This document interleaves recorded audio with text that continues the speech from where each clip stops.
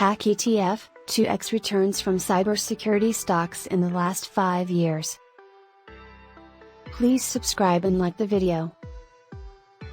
You are probably already aware of the worldwide hacking and ransomware attacks that have afflicted consumers, corporations, remember the gasoline pipeline attack?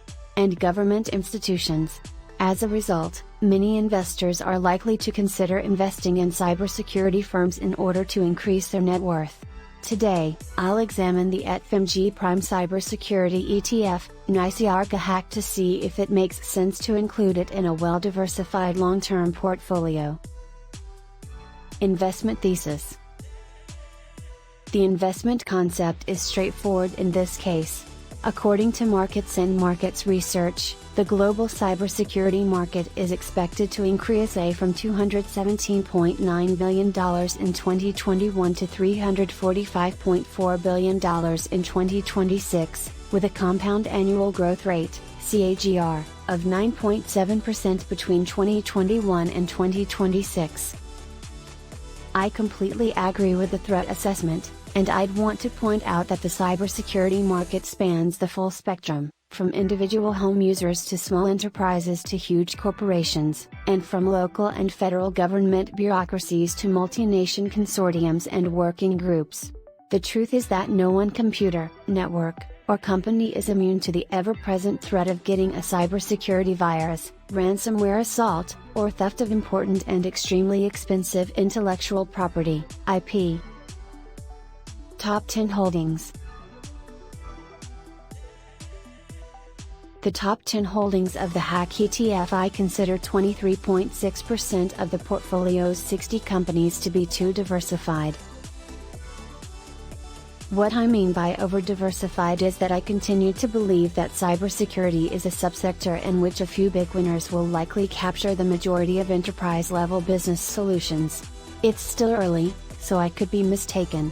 If I'm correct, a more strongly weighted portfolio in the leaders, on the other hand, would certainly result in higher returns. In this regard, the Hack ETF appears to be much more spread out than I would desire.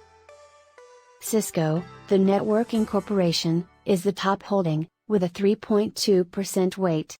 Cisco has been on a tear recently, yielding 2.4% and trading at a low forward PE of 18.2x. Palo Alto Networks, NASDAQ, PANW, is the second largest holding, accounting for 2.6% of the portfolio.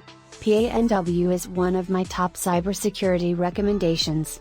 That's because the company routinely raises sales at a healthy rate and consistently outperforms earnings projections.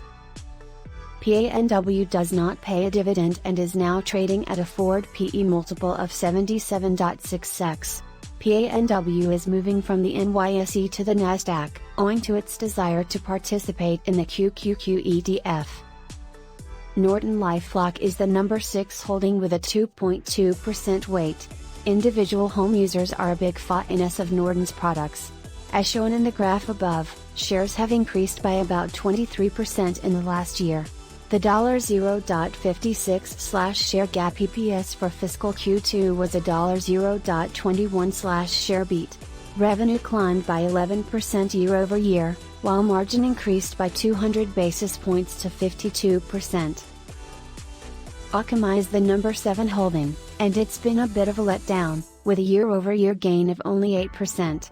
I wrote a positive review of Akamai earlier this year. CAKAM is quickly becoming a leading cybersecurity power.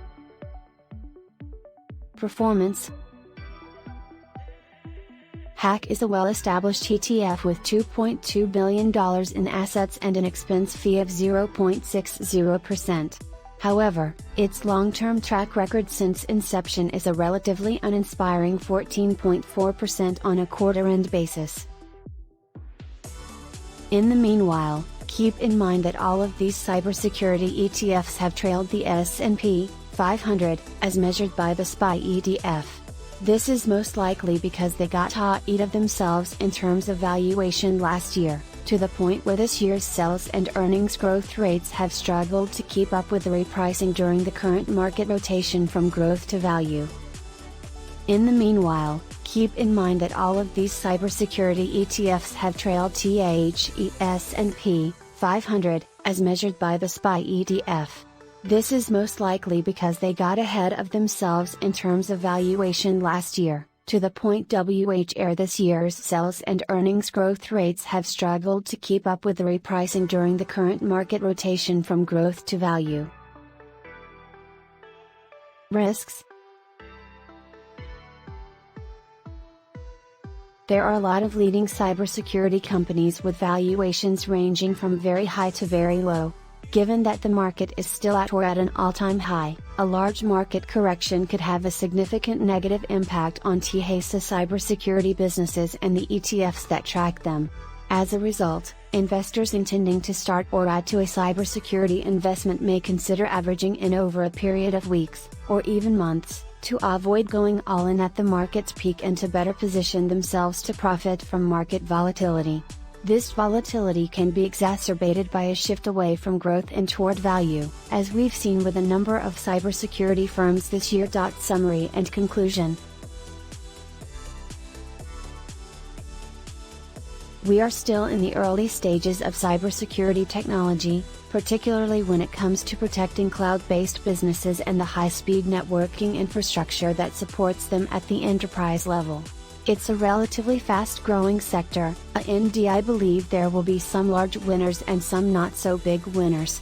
In a moderate to strong market, a cybersecurity ETF like Bug, or Cyber, is likely to outperform Hack, in my opinion.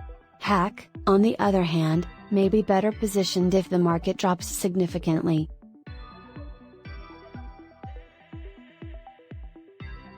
Thanks for watching. Like the video and subscribe our channel.